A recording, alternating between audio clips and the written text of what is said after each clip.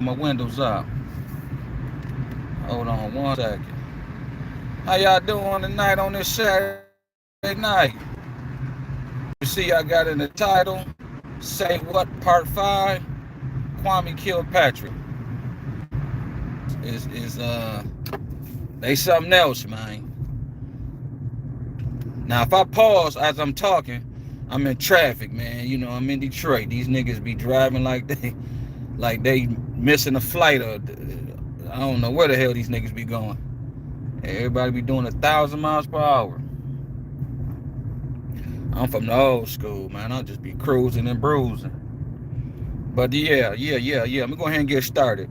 Like I said, this same was in Congress, pop mayor. You know what I mean? He was rubbing shoulders with Jennifer Granholm. Uh, he was on his way, man. He was on his way. But one thing about power, clout, you know what I mean? Because niggas here arrogant. You know, everybody in this city, I don't care if they're bummed, you know, they arrogant. You know what I'm saying? So just imagine coming from a family from politics with money, you know. I feel like the man got arrogant. You know what I mean? And he started doing shit he shouldn't been doing. You know, doing favors for his friends. With his side. Remember, shout out to the one person on Young Thug and Thugger, whatever the little nigga name is, bail situation. And, you know, Thugger didn't get no, whatever the gunner or whatever nigga name is, he ain't get no bail. You know what I'm saying? So I'm like, damn, all the money in the world ain't gonna be able to get that boy out. So some little young nigga, you know, came on there like, oh, he just ain't got no. Right. Like I said, man, I'm gonna be going here, so, you know, I guess I'm, like I said, somewhere where they got janky towers or something messing with my live. But $1 trillion worth of whiteness, and I think he was just going strictly on the money. So I had to repeat again and say, okay, brother, it's not computing to you, brother. I mean $1 million whiteness, and I'm not talking about money in parentheses. Yeah, I don't think Kwame Kilpatrick fully understood that, man. Like, you rubbing elbows with the governor at the time that grew you, not the governor, at least the lieutenant governor. So you was on your way to stardom, basically, in politics. You know, so you feeling yourself, but you're still surrounded by friends. You're still surrounded by people. You know what I'm saying? You're still dealing with with folk. You know what I'm saying? From your early days. You know, so you want to try to, you know, and they call you the hip hop mayor. So you want to hang out. You know what I'm saying? You want to be amongst your people. But you got to understand, man, them folk had eyes on you at all times. Like I just made a comment today or yesterday. White folk in the Detroit Free Press, anything that got something about Kwame online right now, white folk just giddy. You know what I mean? Like, we need to lock him up. We need to do some investigation. He don't need to be out. He need to be locked up. So when the comments I made, I was like, man, let that man live. White folk come on there. You must be a da da da da da da da. But they're not saying nothing racist, but you can feel the undertone of the racism. And basically, I said, it sounded like to me like y'all never did like that man in the first place. And y'all just couldn't wait for him to fall or do something wrong so y'all can be like, see? But their people do shit all the time. Mexican people do shit all the time. Everybody else do shit all the time. But when it's black people, it's like we have to be perfect. We're not perfect. That's why I feel like that man, let that man live. That man not perfect. Now, of course, he was arrogant. Yes, he put himself in a bad position. Hey, but the man got pardoned. The man is free. You know what I'm saying? Leave that man alone. Let that man live. You know what I'm saying? Let that man enjoy his life. He got a new wife. He in the ministry. He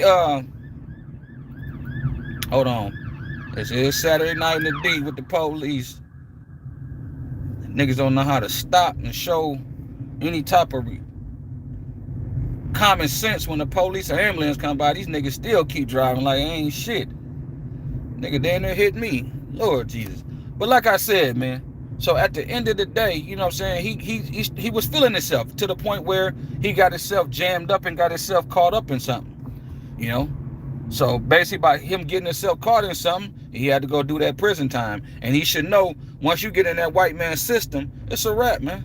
If the white man can get you in their system, you're done. You're cooked, basically. You out of there. You know, you already have a hard time being black, period. You know what I mean? But being black and being in their system, oh man, you gonna have a problem. You're gonna have a real problem. And they gonna love it, because now they got you by the balls, as they say. You understand? So they got Kwame by the balls because he still owe, from what I see, he still owe like $1 million in restitution. He can't run for no political office for so many years. I forgot the total amount of years. It's like they want him, like I was telling my boss tonight at work, you know what I'm saying? Like, it's like they want him to just be on the corner panhandling for change. You know what I'm saying? And that's what they want him to do. So basically right now, to speed up the conversation, man, the man basically, I don't know if it's him or his wife, his now wife, they just had a baby. They in Atlanta. I guess they trying to move to Florida. There ain't nothing wrong with that. This is America. So either he or she asks for like a crowdfunding for them to move to Florida in Orlando. And they ain't trying to go live in the hood. So they're trying to find them a nice little joint in the suburbs. So they're asking for a certain amount of money. It hit the web. Now you got our Dana Hessel. She's an LGBT member, you know. And if y'all know what I mean by that, she's strictly LGBT. Yeah, she's our attorney general, but she fights for anything for white folk. And if it's black folk, that's, how can I say, if it's black folk, in a web, she is trying to put you under the web. And if it's anything about LGBT rights, she gonna fight for them LGBT rights. You understand? So at the end of the day, she got to do a job, but she biased in her job. So right now, somebody must send her the link. Somebody must tell her what they trying to do. And now she's investigating and trying to, what's the word I'm trying to use? Because child support do it to me. And they do it to the other fella, man. It's basically when they take money out your check. You know what I mean? Or take your money. You know what I'm saying? And I forgot the word. I can't think of the word I'm trying to use right now of why, the term, the technical term for that. So that's basically what they're trying to do. They basically trying to, whatever money that they raise, they trying to have PayPal seize, but put a hold to it, and then they seize the money. And I'm like, that's bullshit, man. If people want to give them money on their free will, that's not income. You know what I mean? They just doing some foul shit. And 9 times out of 10, PayPal races as well, because it's a white platform. Then 9 times out of 10, they gonna do it, man. I just feel like that's wrong. That's just my personal opinion. If people want to give them, if they asking for a certain amount of money, and they like, hey, because everybody else do it. You know what I mean? Like, if somebody died, like I was telling my wife, if somebody died, they'd be like, oh, especially if it's tragic, or if they was old, if they was really loved or something like that. You don't technically know if the family got a life insurance policy. So they might get that life insurance policy, had the money to bury he or she, and then go to YouTube, go to Facebook, social media, and then be like, hey, we need $30,000 to bury my uncle or my granddad or my grandma or my auntie. And then folk end up giving them money, and now they got money. They got extra money. So they done paid the funeral off with the insurance, with the life insurance, and now they got 30 bands just to themselves. Hey, you don't know. Ain't nobody asking the family, hey, we want to see, hold on, let me see if y'all got an insurance policy, or, ain't nobody, they just see people, especially like if it's a little baby or, anything tragic, man. I got a friend of mine, her daughter, God bless her, got in an accident, she died, and people was literally using her tragedy to raise money. They was pretending to be her, saying, hey, my daughter, it ain't even her. They pretending. So they like, oh, my daughter just died. People, they pull on people's heartstrings. And people was giving money. And she had to go on there and basically say,